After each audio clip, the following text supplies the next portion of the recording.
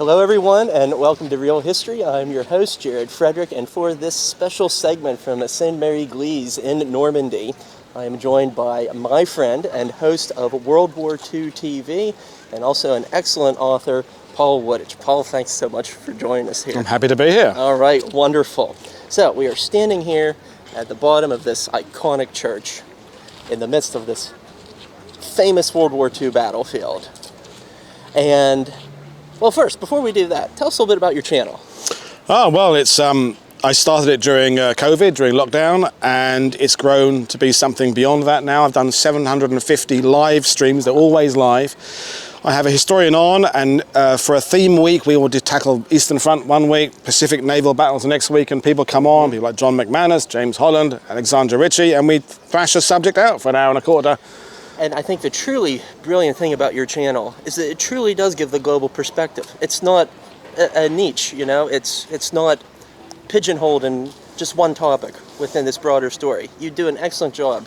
Well, thank you. I mean, a global story. I think I'm up 34 different countries I've had presenters from. That's wonderful. So I've got a Philippines week coming up in July, and apart from John McManus, who has written about it extensively, I'm going to have the other historians will all be from the Philippines. So it'll be their perspective, and the same thing when I'm going to try and do, the war in what was former Yugoslavia. So Bosnian, Herzegovian, Croatian, Serbian historians, and to me that's important. It's not that Americans and Brits can't talk about World War II, it's just there are other voices that are worth hearing, and it helps us understand it, the complexity of it, by hearing those different voices. So that's what I do. Amen to that.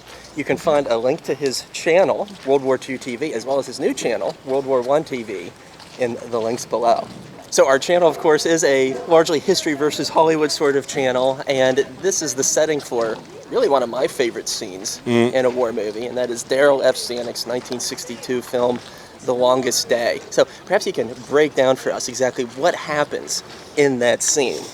Well, the first thing I think to point out is it was one of the few scenes in that movie that was filmed in the exact location where it happened. Some of it was filmed in other parts of Brittany and other parts of France, and although it was authentic, it wasn't quite as authentic. This was filmed in the square, 16 years on from the war, whatever it was, so it was very authentic, very fresh. So the scene depicts a stick of the 505th who come down. You've already established who the characters are earlier in the film. There have been some card games and some merriment in the transit camps, things like that, and then they tumble out to a situation where a building has caught fire. The French are out putting the fire out with their firefighting equipment. The Germans are out surveying what the French are doing, and the bells of the church are sounding because that was the alert to the French that there was a fire.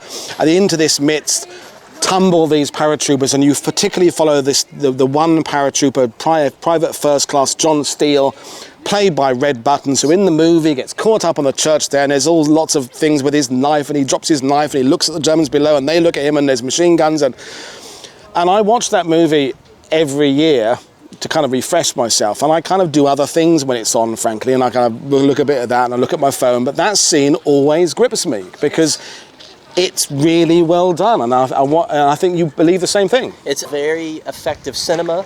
There's no dialogue, there's no soundtrack. It's just the peal of the bells and the gunfire, and you can't help but feel vulnerable when you're watching that scene. You really feel for John Steele as he's hanging there. And so it's incredibly effective cinema. It's authentic in the sense that it's filmed on location. Maybe not the best idea for historical preservation. But in any case, effective cinema. But now, despite how effective that scene is, historically speaking, it's a little bit problematic. A little bit is a little bit of an understatement there. The thing is, there is no actual documented evidence that anyone ever did land on the church tower. What we have are personal accounts from various people who were in the square that morning, and none of them tally up at all, not with each other, and very few of them tally up with the actual physical nature of the church. There's certain details about the story that just cannot be true.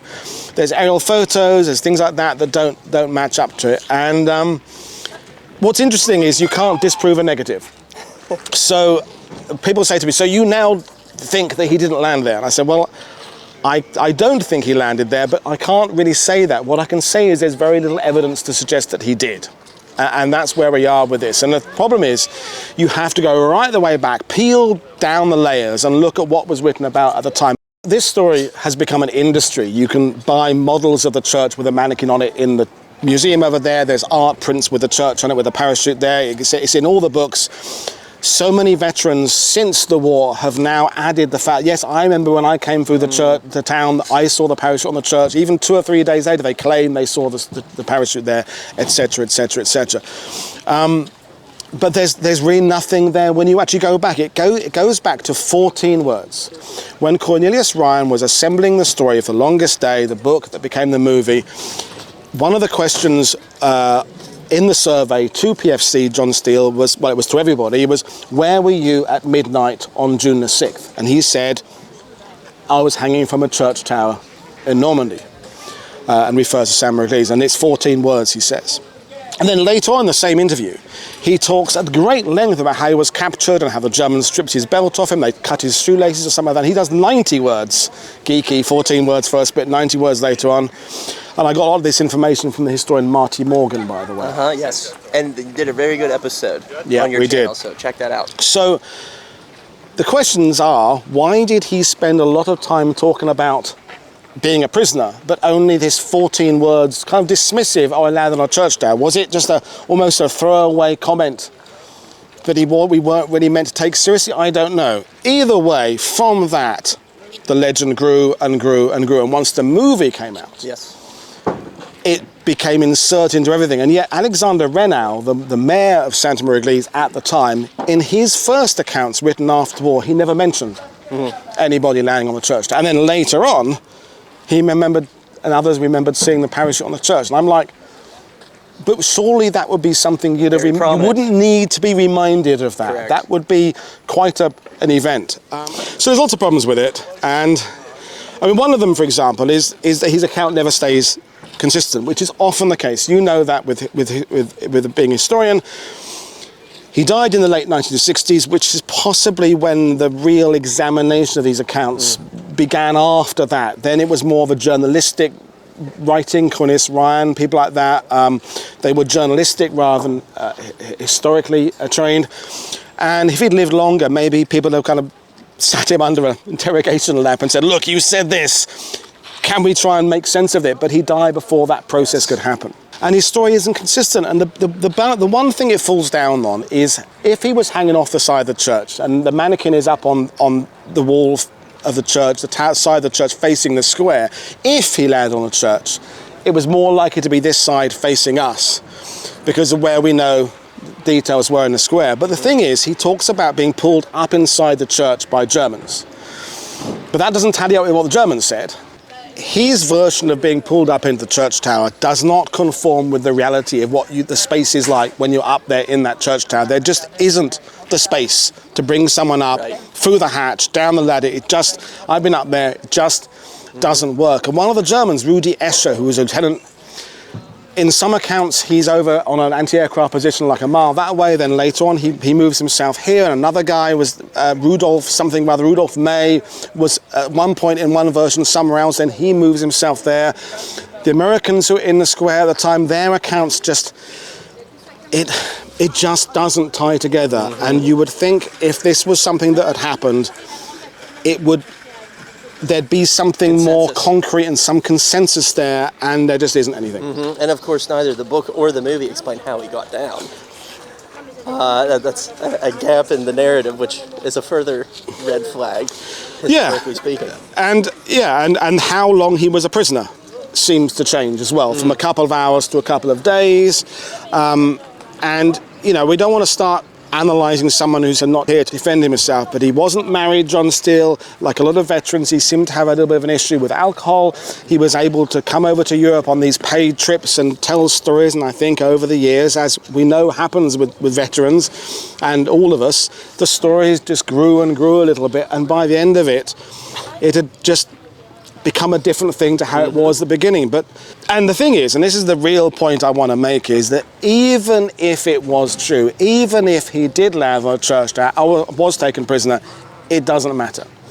Now, tragically, a number of paratroopers did lose their lives in this square because those that landed here were here by accident. The drop zone is a mile that way. That's where they're supposed to be. Sainte-Mère-Église was an objective because of the crossroads town, but not by landing within it, by landing outside it and making a perimeter defense around it.